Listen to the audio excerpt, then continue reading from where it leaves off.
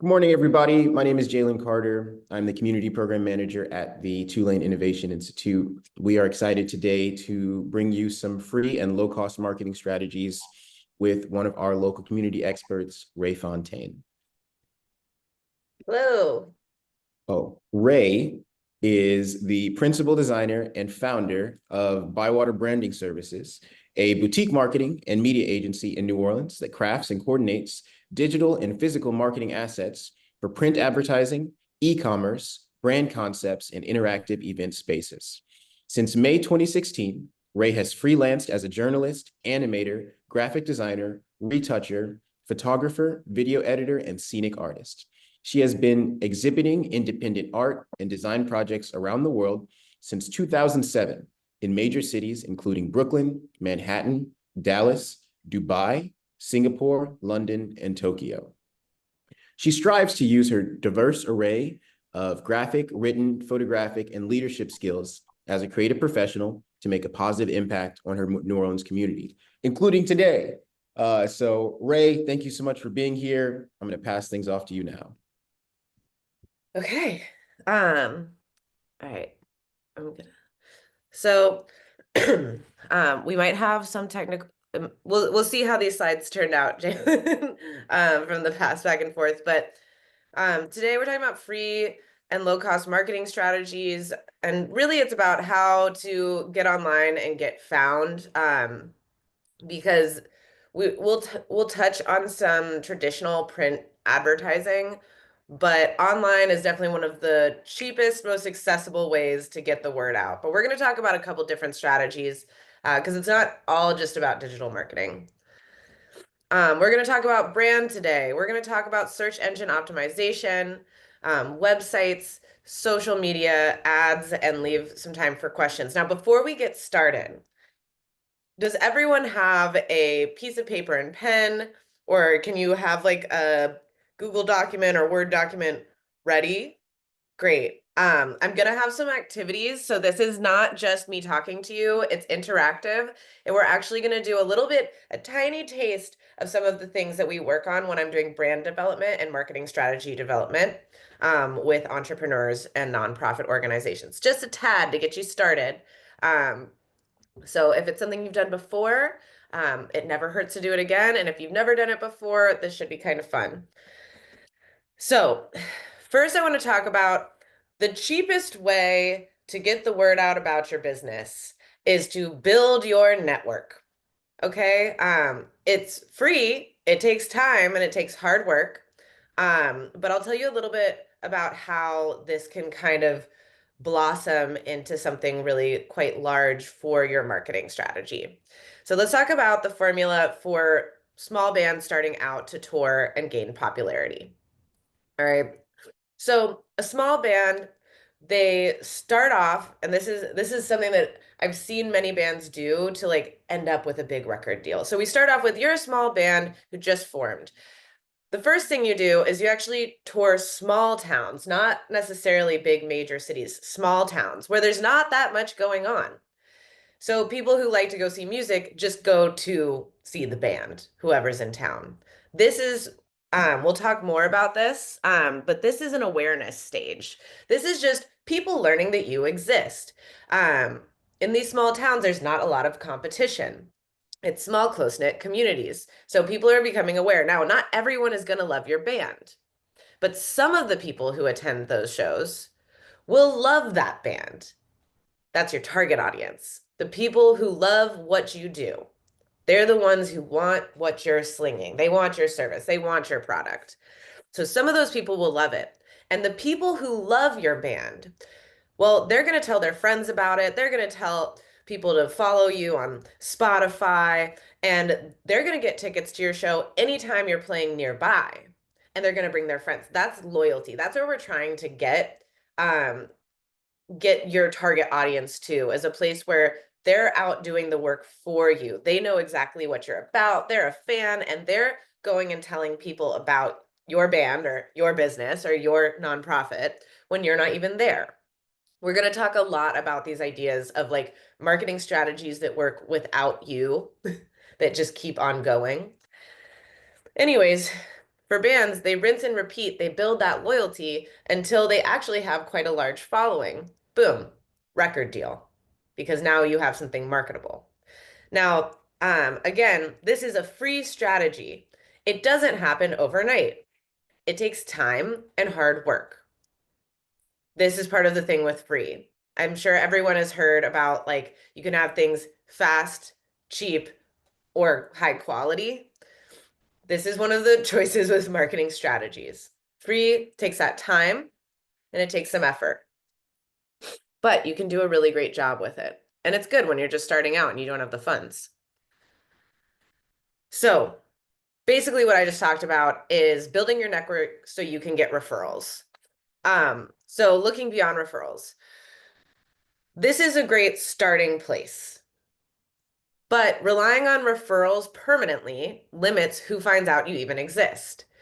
Your work is amazing, but not everyone knows who you are and understands exactly what you do. You've really only captured this one loyalty group, which can definitely sustain you in your startup stage.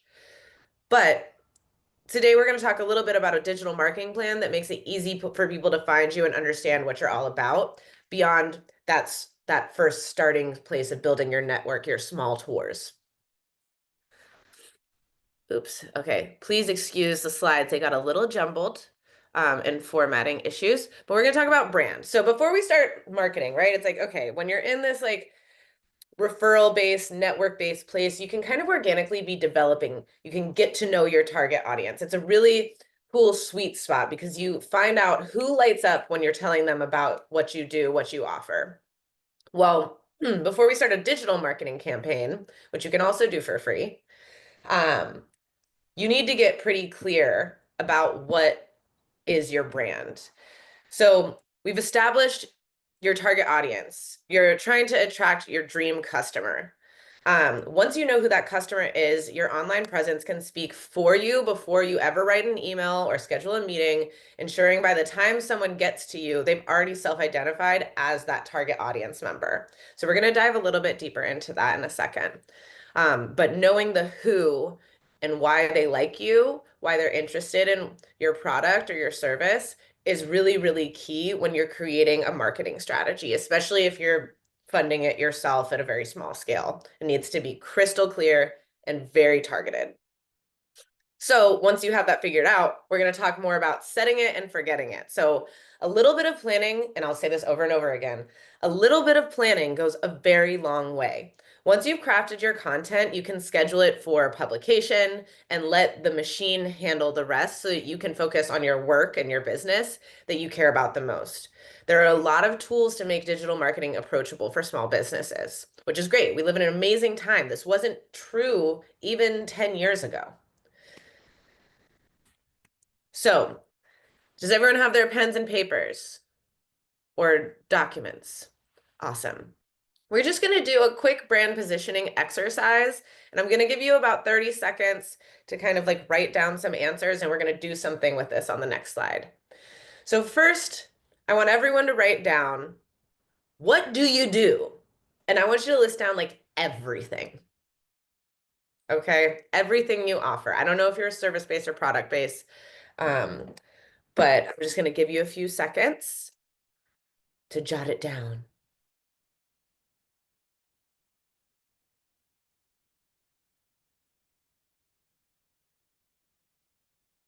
Okay, I'm going to bring you to the next question, which is, who are your main competitors? I want you to pick your top three.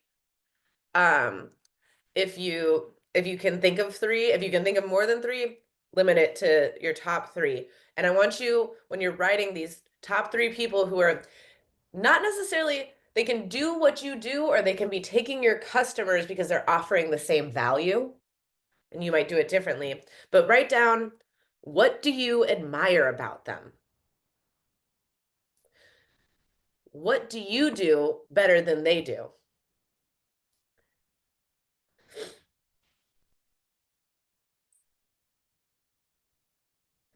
These are the competitors who already are getting your customers and you want to take some of that pie. Or maybe there's customers who are untapped because they don't speak to them.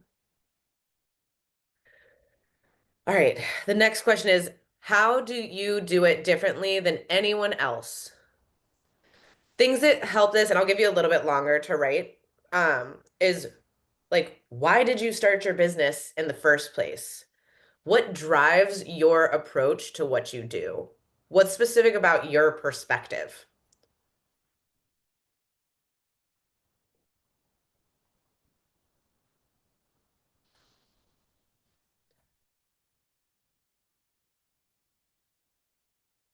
And if everyone could just put like a little thumbs up emoji or something when they're ready to move on, I'll hold for a second.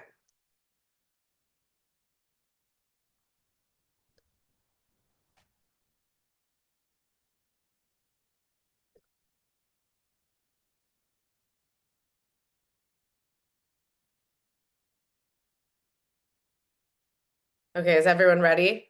Awesome. I'm going to move on to the next slide because we're going to do something with this. Now, before we move on, I just want you to think too about the things that you just wrote is the very seedling of some marketing research. Now we're going to do a little exercise. I want you to take, if you have your pen and paper, I want you to draw an x-axis and a y-axis. Now, your x-axis should be something that's based on convenience, value. How do I make this? I want this small. Convenience, value, or an other, like some other practical differentiator relevant to your business. So that could be price. That could be volume if you do like manufacturing. It could be speed, but something that's like a very practical thing a customer might look at. Your y-axis needs to be something that's based on like your quality, your uniqueness, your exclusivity, or something like it's an emotional differentiator for a business, right? And you can think about this, it's like you could get you know, a cheap pleather bag from China that they made a million of and is going to fall apart in 3 months from wear. Or you could get, you know, a handcrafted bag from, you know, from Italy with Italian leather and that it took months to make and that, you know the story of the artisan who made it, right? So it's like these are those sort of qualities of like, oh, handcrafted, custom, luxury, rare. Okay. Does everyone have their access set up? Give me a thumbs up. Cool. So now what I want you to do is those competitors that you listed, you should have done 3 of them. So with you, that's 4. I want you to map yourself and your competitors on this X and Y axis. This is what we're doing to find your position in the market and consider your target audience that is looking for the sweet spot positioning that you're offering. Right? I'll give you an example of this. We have several universities in New Orleans, quite a few actually. Some might even call us a college town if we weren't famous for so many other things. There's Tulane, Loyola, UNO, Xavier, Dillard, Delgado. I'm missing some. There's more, isn't there, Jalen? There's more universities here. So all of those on a brand positioning map from, price, prestige, school size, there's lots of different axes you could do, would land in a different spot and people choose where they want to go based off of that. Anyways, did everyone finish their mapping? I can be quiet for a second so you can think.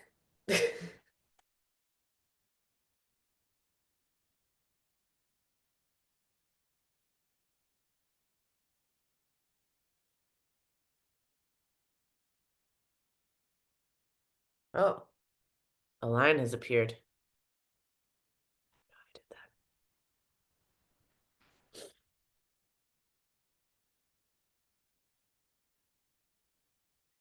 And so in just a few seconds, I'd love for you to finish up. And Angeli, I saw you just joined. I don't know if you saw the last slide when you got in here.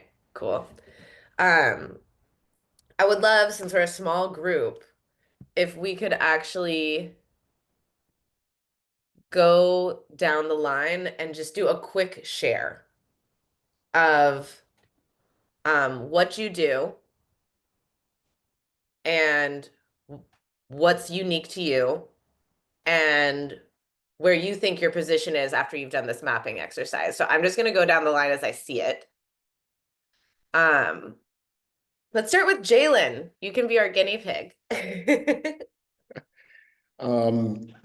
So I did this based on like a custom pottery business.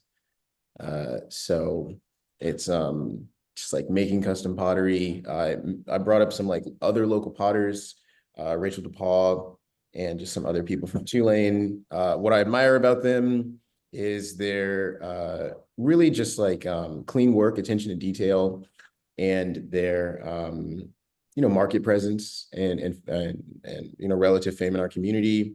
What do I do differently? I believe I can tap into different communities. I also believe that with like my networking background, I can get into different rooms. And then I just like did my X and Y axis of like, I've got like different, I've got lower prices. Okay. So you might position yourself as the like affordable community potter who brings modern clean lines to everyone in New Orleans or something like that. We would work on it. Um, let's keep going. Kayla, would you like to share? Kayla Morrison? Okay, you might be on mute for a reason. Oh, I'm here. Sorry, I had to unmute myself. Can you hear me? yeah. Okay, great. All right. So I do digital ads, Meta ads, Google ads, TikTok ads for clients. My competitors are like I call them like the freelancer influencers, like that you see that are constantly online giving advice. And that is something I admire about them that I want to try to do more of, kind of like position myself as an expert more. I do that some, but I think they do, a lot of it, sometimes a little bit obnoxiously, but also large fuller service agencies. And what my competitive advantage is definitely pricing. I try to charge like a low management fee that I think these other people aren't doing to try to get the client to spend the most that they can on the ad budget. I'm local, I'm woman owned, and I also build teams as needed. So, like, as we need content creators and branding and websites, I build that team for them so they're not spending like wasted money, let's say unneeded money. Amazing. And how did you find your mapping, your brand position mapping? What do you mean find it? Like when you did the x-axis, y-axis, like where did you find yourself if you were gonna like say a quadrant that you landed in? As far as competitive advantage, Yeah, and the draw an x and y axis. um, I would say pricing. My pricing is really good for small and medium sized businesses where I do a lot of work in. Not sure if I answered that correctly, but You did. It sounds like you're the affordable, effective option for small businesses who want to do digital marketing. yes. Thank you. Awesome. Angie, would you like to share? I'm just going down the line on my video wall. Sure. Hi. I'm a production designer and I work in storytelling across mediums. So theater and film have been my main focuses, and then it goes into photo shoots or experiential design as well. I work with a team that focuses on highlighting the skills of people of color, but also opening opportunities for them to expand on skills that they haven't had the chance to previously and be paid for it. I'm still working on this language, which is why I'm here. So thank you.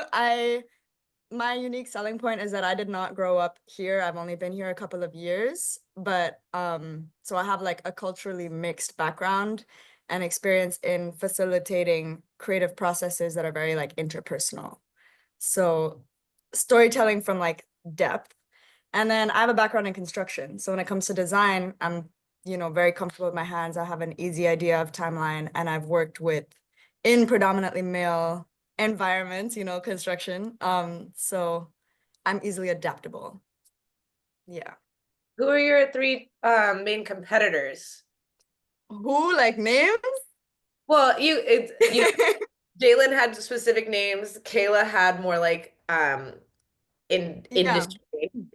Okay, well, I'm not gonna say names just because I don't know, New Orleans is too small. But, but there are local production designers in film that have like very big reputations and pretty much get all the jobs immediately, which is, great. They're very good at what they do. But I feel like there should be space, especially if it's like focusing people of color and local artists in the industry, and the tax incentives just dropping. So like it's getting harder and harder for everybody, and it shouldn't disappear. And then there is a local studio that is similar to me. They are focused on people of color in the queer community, and they have a film studio that they operate out of. But I work with them. We're like very close friends, but I feel like there's differences in our techniques. Yeah. And then the other person is my mentor, and I love him. I want to be just like him. Amazing. So when you were mapping out your competitors on this X and Y axis, what was the axis and where did you find yourself? I found myself kind of in line with the studio that I mentioned that works with queer people and people of color, and in line with my mentor who's currently in South Africa working on like this incredible new production that's about to come out. And then I feel like I have an upper hand to the people with the bigger reputations just because of identity politics. So, but then I don't know, I guess like access to opportunity is where it falls short. Does that make sense? So I'm kind of like hovering like Yeah, I think between both. I think what you want to do is I want you to really like focus in on what that X axis was and that Y axis because Yeah. we all have, and including me, self-limiting beliefs about where the opportunity is. But we actually create and expand opportunities the more specific that we get about like, I am the emerging, I don't know what your specific technique is, but like I am the emerging production designer who works in blank technique, including BIPOC and queer communities in New Orleans from a intersectional international perspective or something. There's like it depends on what your X and Y axis is, but it's it's the reason why we only have two in those axes and we wonder like what is it that I admire, what is it that I do better, is because we can kind of piece together these things into one sentence that you can just say and we're going to get into this very consistently. And the opportunities will emerge because when you're very, very specific about who you are and the opportunities that they are the exact fit for you, those opportunities will find you. But we have to be able to tell people exactly what it is that we are so they know, oh, I know someone for that. It makes us more memorable to be specific in our and who and what we offer.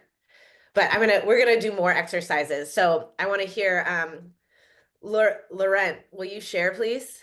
Yeah. So talking about handbags, I make luxury handbags, luxury leather handbags. And I started as a hobby, and now I want to expand the company. And my goal is to train people to make the bags by hand. It's all hand stitched, it's no machine.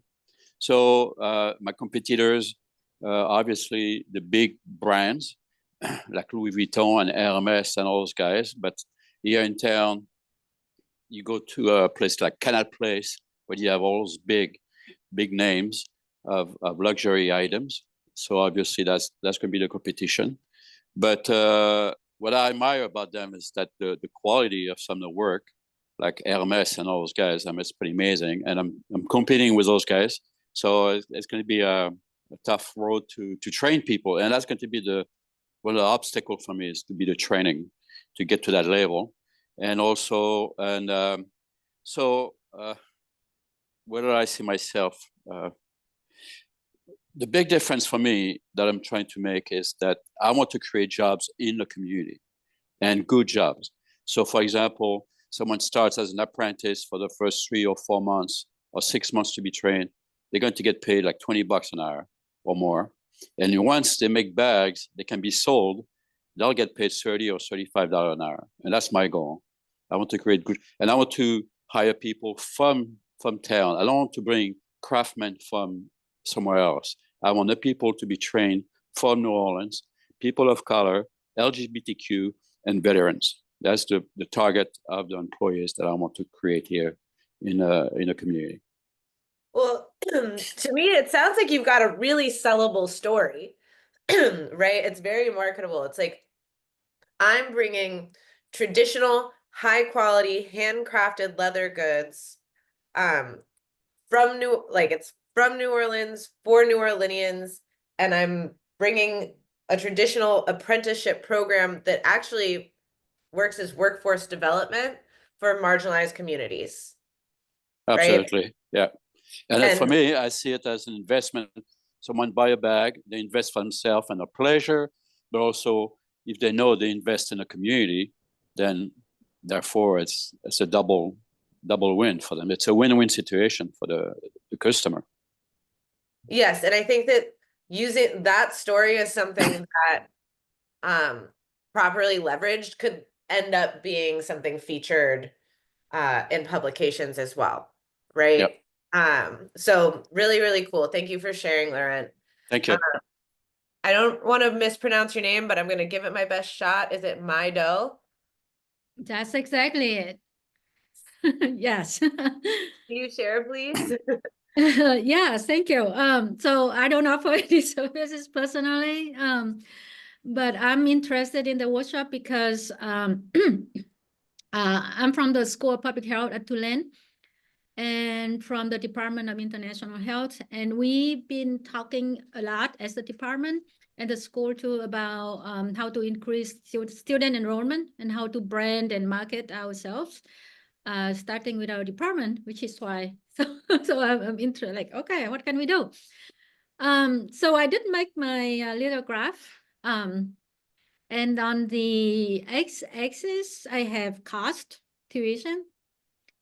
And then on the y-axis, I have jobs for students. A student get, kind of jobs that they want after the program. And I'm talking about the Masters of Public Health, not the undergraduate, the graduate level. And Tulane is at the lower right-hand corner, meaning high cost, lower jobs in general. And our competitions in general, competitors in general are Emory in Atlanta, Columbia, New York, and GW in Washington, D.C. Yeah, and I don't know what we do differently from them other than higher cost. Well, and I think this is something that, so this is highlighting something that's a little bit in the business model, right? Which is like, okay, we have a high cost and we don't necessarily provide high job opportunities.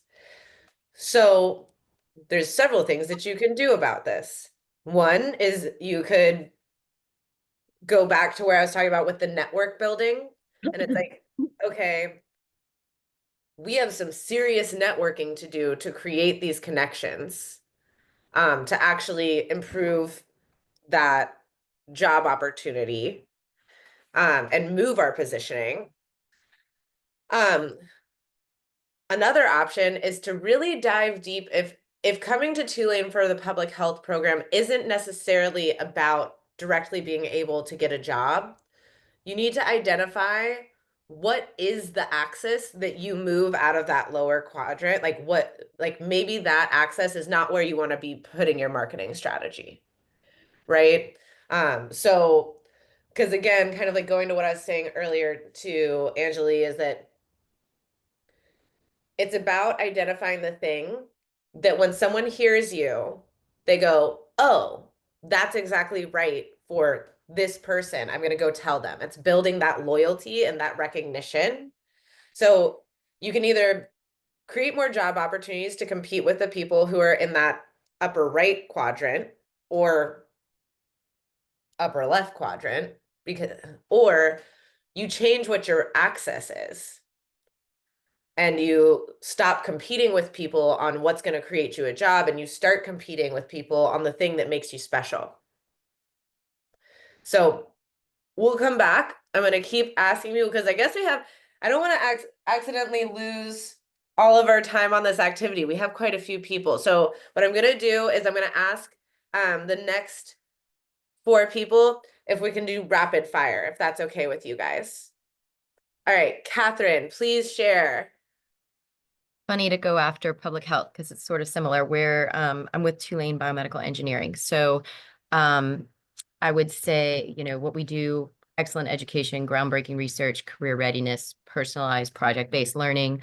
Our big competitors would be Georgia Tech, Duke, Rice. I admire the strength of their programs and their reputations. Better that we do would be personalization and community-oriented learning and flexibility of educational opportunities.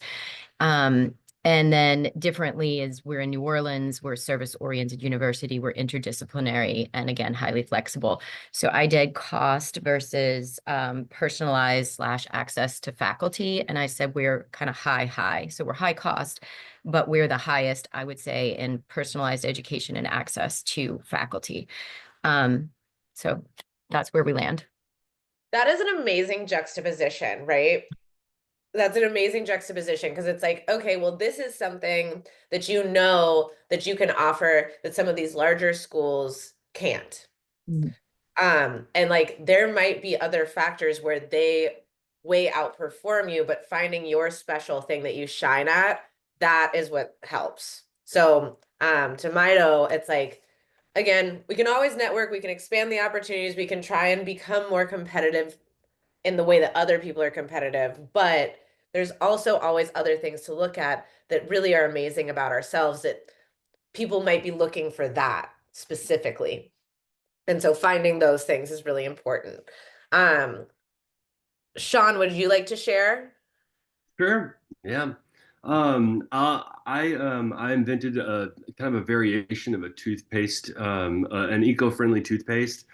I'm always weird about talking about it because I don't have anything protected yet, and it's very vulnerable. So, the long and short of it is, I have more of a premium product compared to some of my competitors, like Tom's or Bite toothpaste and things like that. And so I would fall a little bit more on the luxury side. So I'm probably in that second quadrant, if I'm not mistaken. And then, but I've got a little twist on the project that gives it some extraordinary utility with a exceptional convenience. So I will be providing my customers with a really convenient option for toothpaste. And so that's kind of where I am. Does that answer your question? Is that Okay. I think helpful? I think it is helpful. Well, and this is just an exercise, right? So it's like you're a convenient and luxury option, which is kind of like a funny mix.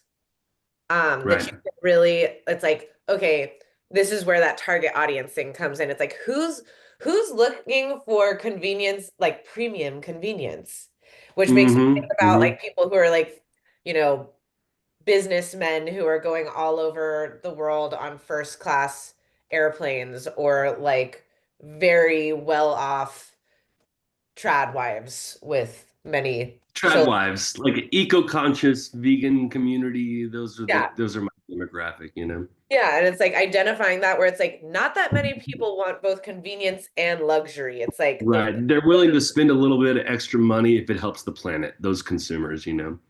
Yeah, and so that I think as much as like that was very light in detail, you actually know exactly who you're speaking to, which is great. I think so. Farah, will you also share? Sure. I am also from the School of Public Health, and we're running a community-based study within Black churches in New Orleans that's aimed at preventing heart disease. And we are, struggling to get people into the study. So it's kind of a weird mix trying to like map out this XY axis. But I guess on our X axis, I have price, and then on the Y axis, I have like the quality or the effectiveness of the program. And our main like competitors are just like primary care doctors and other health programs that are running within the churches. And I guess like compared to others, we have an 18-month program. It's completely free to do. We know that it's effective. It's more of like implementation trial where we know the program is effective. We're trying to see if it works in this specific context, which is the churches. So in terms of price, we're all the way on the opposite end of the spectrum because we're free. In terms of effectiveness, I'd say we're pretty high up there compared to like other health programs that are going on in the churches. For like the doctors are probably going to be, I guess it depends on the way you look at it, right? Because doctors don't really have a lot of time to spend talking with you about increasing physical activity, improving your nutrition, stuff like that. But you also have that trust factor that people have with their doctors that could probably make the visit more effective. So that's kind of what we're trying to deal with. So I thought I'd lay that out. Yeah, and I think you're bringing up a really interesting point, and we're going to dive deeper into this after this exercise. I'm so glad everyone's getting to hear each other's sort of problems and excitement and positioning. So you see there's like a different axis, which is trust, credibility, long-term relationship that you can tell maybe is getting opted over what you're offering, which is just like, we are effective and we are free. So not only can this sort of brand positioning exercise show you what makes you unique, it can also show you opportunities, much like we were talking with public health. But what I'm going to drive you to consider as we move through this presentation and into the next exercises is, do you fully understand your target audience and what makes them trust your effectiveness? And so that's what we're doing next. But it sounds like one of the flip side of knowing who you are is knowing who you serve. So this is going to be a really interesting experiment with the churches and seeing if you guys can establish that trust, and it might have some real deep questions that come up about your techniques, but also maybe there's something other than trust that you can tap into if we take a deeper look at that target audience, much like the public health school. It's like there is something unique that maybe appeals to certain groups. Have you found it yet? Okay, and we have Tanvi and Danette. So let's start with Tanvi, and we're doing rapid fire really quick. If you'd like to share with us, Tanvi, if I'm saying your name right. Sorry. Yeah, no, you're all good. Sorry. Hi, my name is Tanvi, and I'm the co-founder of a student startup. We're called Brace, and we are a material tech startup that is creating an ecosystem of athletic gear to support athletes with better performance and safety. So we have a proprietary material with a lot of different benefits, but it's like stronger than steel, super lightweight, and fire resistant. And this material is integrated into all of our products. Our first product line is our shoelaces that never come untied due to activity. So our IP is that they look like a regular shoelace, and they feel like a regular shoelace, but once they're tied, due to our proprietary microscopic interlock technology, they will remain tied till you want to untie them, and you just untie them like a regular lace. Some of our biggest competitors are in this space are like BOA fastening. So it's kind of like a dial on your shoe that you kind of twist in, and that kind of replaces just like the shoelace aspect of it. And just like Velcro, as everyone knows, and other commoditized options like in the space, you've probably seen like shoelaces on Amazon and stuff. But what differentiates us is our materials and just that uniqueness of like, it won't come undone till you want it to. On like the x-axis, y-axis, sorry, grafting, I did like on like that x-axis kind of like I speed, and then like that y-axis kind of like that uniqueness, or like even I don't want to say custom, but just that's something that's differentiated. Is, you know, there's not really something out there that you would compare it to. Um, and in terms of speed, the other our other competitors only sell like B2B. You can't like buy Velcro and just put it onto your shoes, like for example. So we just have that convenience, and it's easy for consumers to get. And on the y-axis, I think we're on par with the uniqueness, but I think we're just unique in a different ways, while our competitors have their own, I guess, unique advantage, if that makes sense. But I could also drop our website down below. We just redesigned it a little. So, but if anyone wants to take a look, but that's kind of it. Yeah. Okay, thanks, Tanvi. I mean, it sounds like you're bringing classic style of a traditional shoelace with innovative technology for athletes. Um, and then I guess what you're able to market to is, because you're B2C, you can take e-commerce strategies in order to market yourself, which is cool. Danette, you're our last sharer. Do you want to tell us a little bit about what you do, why it's unique, and where you're positioned? Thanks. Yeah, I kind of came in the middle of this, so hopefully I can share correctly. So I am the CEO and founder of a nonprofit organization. It's called the Shiro Group, and we provide, you know, training, consultation, coaching. And so one of the things that I was looking to do was to pretty much expand the coaching and consulting aspect of the work that we do. And so for my X, I put that, you know, we provide value and trust because our target audience are entry level and middle management African American women. And so, and the goal is to, you know, support them in their, you know, career endeavors and their, you know, post academic, you know, endeavors. And so my why I put, you know, quality, customization and uniqueness, because we, you know, the Shiro Group is a consortium of, you know, African American women who are leaders in their respective fields, and so they will be bringing these consultations and coaching environments and experiences, you know, that is centered around the experiences of Black women in the workforce, in higher education, or in whatever endeavors that they're in. So not quite sure as far as locally who the competition would be. I know that there are other folks kind of doing the work. So, you know, when I saw this particular workshop being offered, I wanted to kind of join just to, you know, see how we can, you know, better position ourselves basically in the marketplace. Well, cool. Thanks for sharing, Danette.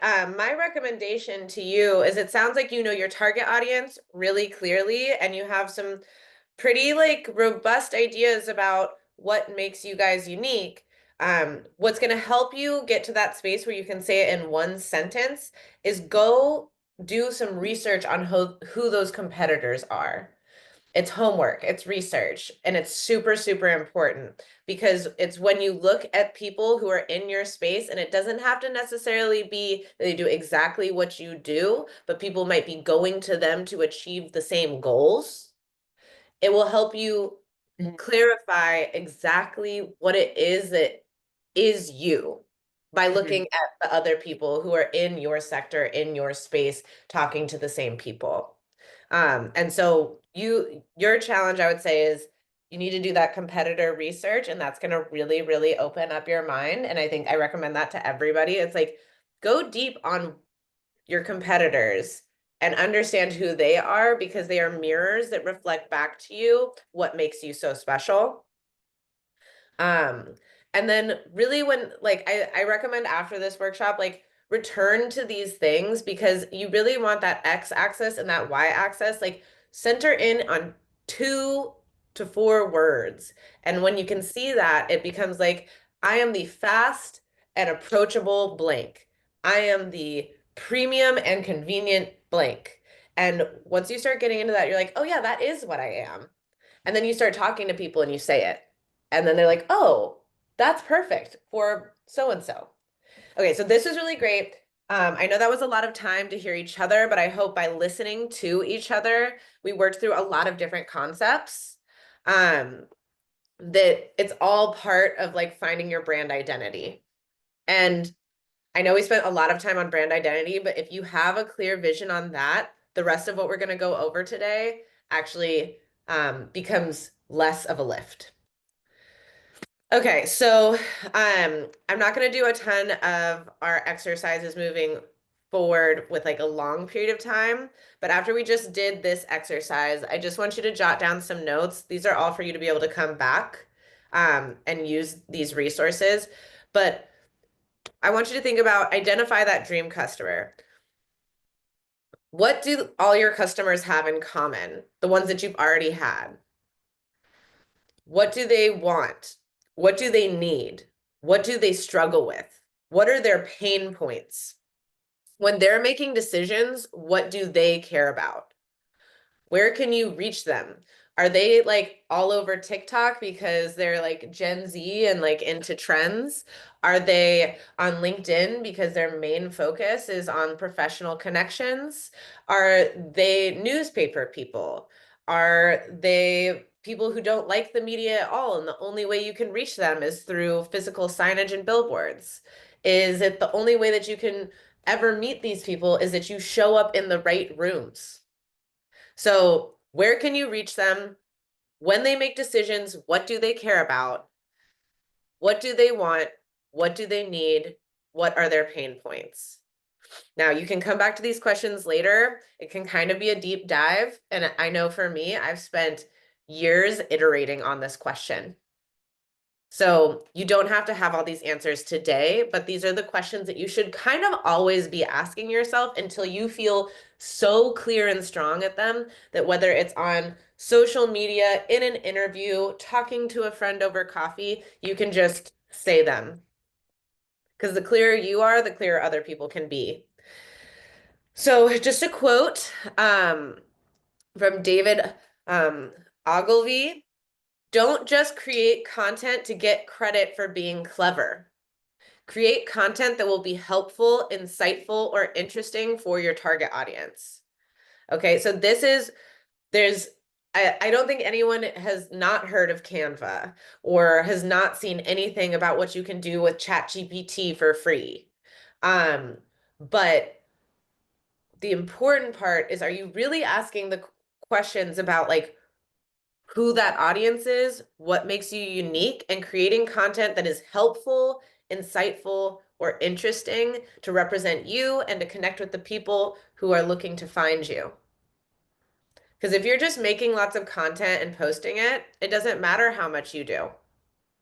If you're just going to networking events and being cute and funny, it doesn't matter how much networking you do.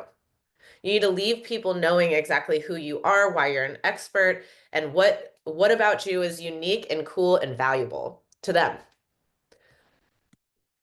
So I'm going to take us back. I talked a little bit about some of these stages. And I know some of you probably have heard of this, but this is a marketing funnel. And it's quite simple and yet kind of complex, takes a lot of work to execute the full funnel. Awareness is when someone learns that you exist. Interest is when they try to learn more out of their own volition. Consideration is after learning more, they're like, I think I'd like to work with this person, or I think I'd like to purchase that bag, or maybe I want to like go on a tour of the Tulane campus to consider this program. Maybe I'm interested in going to one meeting to learn about this heart health program. Then purchase or conversion is when they take the leap. They're taking a leap of faith with you. This is a very important moment that everyone should take really, really seriously, because all of our marketing stuff that we work on lives in like the awareness, interest, and consideration. But then when someone decides to take the leap with you, how you handle that, how you build trust in that moment, that's what turns it into loyalty, which is one of the hardest things to get and one of the most precious and valuable, because once you have some people who are respected in the community running around talking about how amazing you are, that's better than any Instagram post or any ad you'll ever take out. Okay. So I'm just going to talk about sort of like an online starter kit that you can do for free. So search engine optimization will like kind of go through the factors of establishing your 5 golden keywords that speak directly to your target audience so they can easily self-identify as a good fit for you. And once you have those 5 golden keywords, you're going to want to use them to describe yourself when you list yourself on industry sites or claim your business online or build your website or create a blog or make a social post. These keywords are the things that are the trigger words that people understand immediately what it is. Personal attention from teachers, right?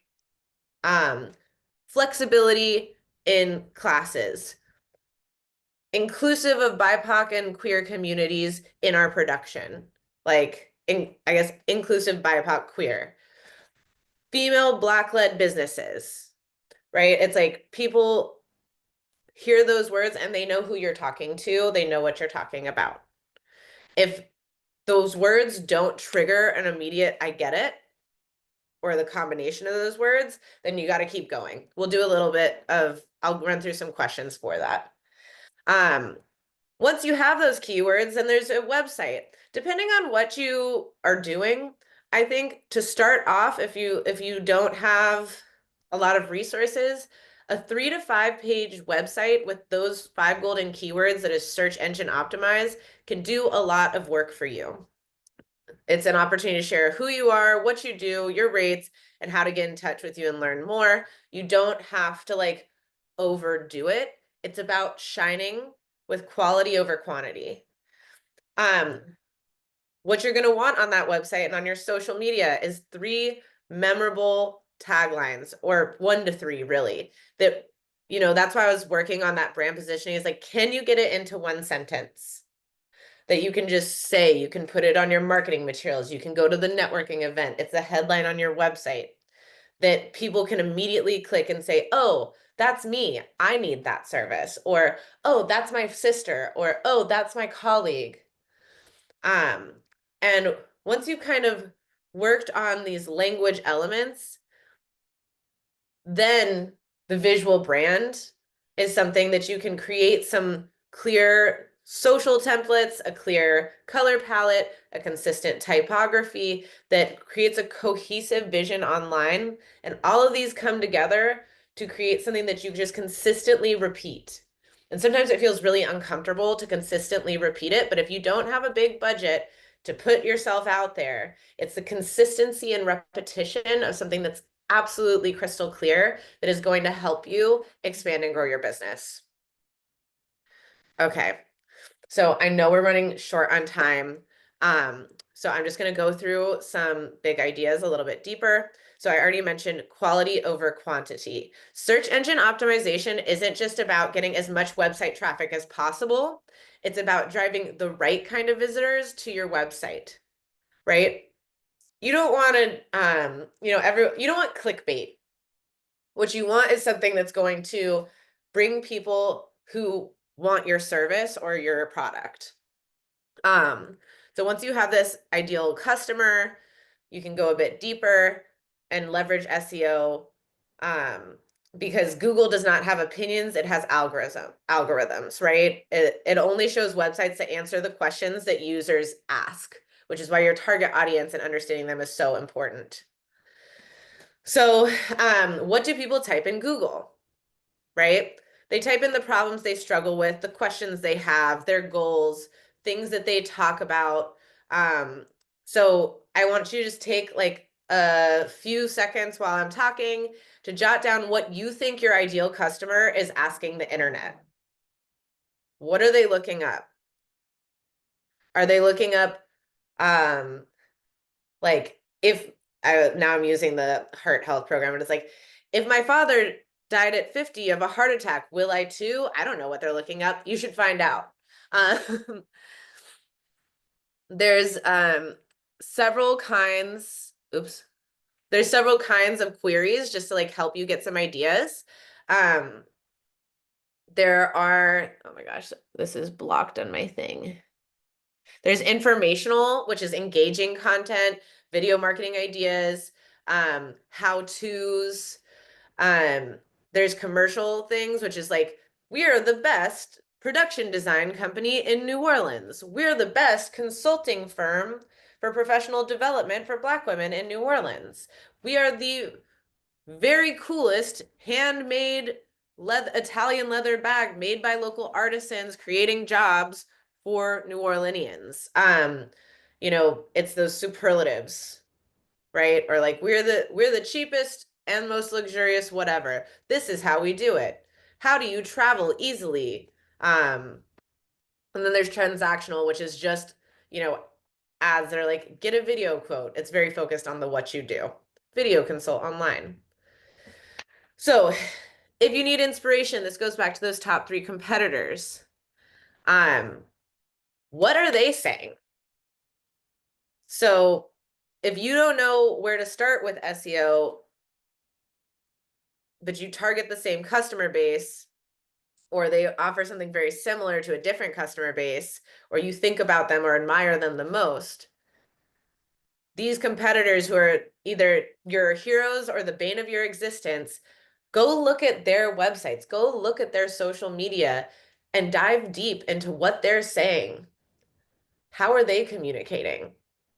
And so that's something we don't have time right now, but I'm assigning you all homework to just get on your computer, get on your phone and start looking. If you haven't gone deep on who your competitors are, if you're struggling to identify who they are, or you don't really know what their marketing strategies are, it's not that you have to copy anyone, but it's that you should be aware and paying attention and understanding what's working for them when you decide what you're going to do, because we don't need to reinvent the wheel. We can borrow our lessons. We don't have to earn them, because that takes a lot longer, and we do have the internet, so we should use it. These are just some, I'm sure Jalen's going to share these slides, but some quick SEO tools that you can use to pick your 5 golden keywords. You can use Google Search Console. Google Trends is a really fun one where you can like compare different kinds of keywords and see where in the country people are searching them the most. SEMrush is a great audit for your like website SEO if you already have one. And then ChatGPT with the correct prompts can be pretty cool at generating and finding Google inquiries as well as taglines and keywords. So these are tools I encourage you to use. They're free. And I'm here to give you free strategies. So there are SEO professionals. I recommend them when you can afford them, but when you can't, use these tools. They exist. Okay. I'm looking at the time. We're definitely going over. Jalen, oh no. What should I do? So we will be sending out all these slides. I think we should take just a few questions for the people who can hang around for an additional 5 minutes or so. Yes. But yeah, we should Questions. we should do that. Oh my gosh, y'all. I added slides because I was so excited to share with you. But I hope this was like a really productive workshop, and those slides will have a ton of information, so please have them, review them. Questions? Anyone? Yell at me. I don't know if I can also, yeah.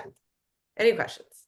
I just wanted to say, before I leave, I just want to say thank you. And I also wanted to mention to Angie that I know some people in the film industry. I went to school at UNO for film, so I sent you a direct message to a friend who's a producer in town. So just check that out. I think it's a networking game. You got to network to get work. So I hope that's helpful. Thank you. That's Of course. so nice of you. Thank you so much. And then I reached out to another friend who knows you. He said he worked with you and he loves you. He had lots of good things to say about you. So. Ooh, oh, now I'm so curious, but we're running out of time. It's all good. Well, maybe you guys should connect and keep in touch. I think Yes, it's Yeah. I'm gonna drop Here, my, you can contact me too. I'll put my number in here if you ever want. okay, I just dropped my number in there too. Oh yeah, I see it. Okay. amazing. Wow. Does anyone, you can just literally, you can literally just yell at me and unmute yourself and talk if you would like. Okay. It I seems like think, okay, I have a quick, it's like, I can't tell how to frame it into a question, but it is tied to the fact that like there is an element in a lot of industries that I haven't really experienced this directly, but people talk about it, the crabs in the bucket mentality. And there's something about like language, like for example, competitors or things like this, where in a city like New Orleans, where it is true, like there is a resource difficulty sometimes, or like a just like a struggle to get what you want that looks different in bigger cities, right? How does marketing and that specific context to here, like there's something there that it's like I don't know where the question is, but there's a question there. I don't know if you hear me. No, I definitely hear you as a owner of a branding agency, a small creative agency, who also does organizing work on the side and is like diving into fundraising world as well. Like there are limited resources in New Orleans, and sometimes it feels like, how can I stand out and break in? And I would say from a marketing perspective, it's something that I've explored I guess I would say I have turned inward to focus on what makes me really unique, not that there's limited resources, because the deeper that you dive into what's really incredible and valuable about you, which is like this is deep emotional work. It's like therapy, right? Yeah. Like I like to say that like a lot of the times my branding work is actually I'm like a brand doula or I'm like a brand therapist, because unless you have something that's just like so freaking easy to sell, and if it's that easy to sell, you probably needed like a big manufacturing facility to create this amazing product or something. If you're like in a service-based thing, like a designer, Mhm. the most important thing you can do is know why are you doing this and why would someone want to hire you? If you don't know that value, you have much bigger fish to fry than your marketing. And so it's like that is the answer, right? So it's because there are people, even in a city that's less than 500,000 people in New Orleans, even if you were in um, a place that had like 50,000 people, right? Very, very small. If you are the one person that someone should call for this situation, then you will get called. And I know that sounds crazy, right? It's like almost hard to believe, but it's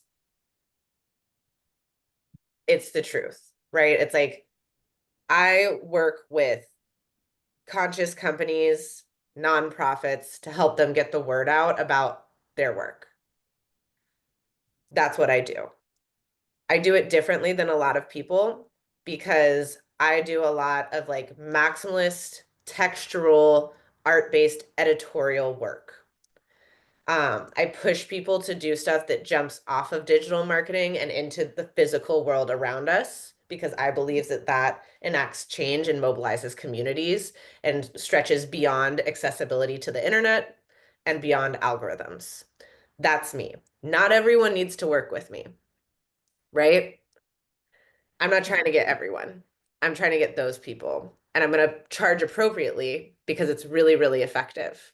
Now, there's other businesses that are trying to work on volume, right? They're just trying to sell as much as possible. Their business model is different. So they need to appeal to everyone. And they're probably going to be more affordable. But it sounds like for most people in the room, there's not that many people who are trying to be like, I'm the cheapest option. I'm the fastest option. So if that's not what you're competing on, then you need to focus on being like, I'm going to be well paid for the amazing thing that I'm offering to the few people who want it. And I'm going to charge enough that if I'm only trying to capture 1% of a 500,000 person city, I'm going to charge enough that that sustains me and my team. And that's business model theory. And I do have a degree in business as well. But I hope that wasn't confusing. Did that answer your question, Angie? Yes. Yeah. Thank you. There's a lot in there though in that question. That's Yeah. it's And it kind of stretches outside of marketing into like, yeah. but you know, I think branding is also like, branding is a little bit different than marketing. It's like identity work. Yeah. So, I hope that was helpful. And then I wanted to, how do I go back to the, oh, I want to share the screen again and go back to here. How do I do this? Is it, I can your still sc- see the screen. you can, so this, okay, so Yeah, I can see the screen.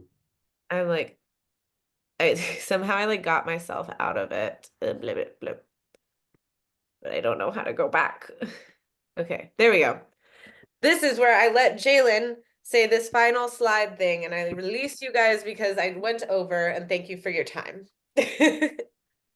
Thank you very much for your time as well, Ray. Thank you all for joining us for your time.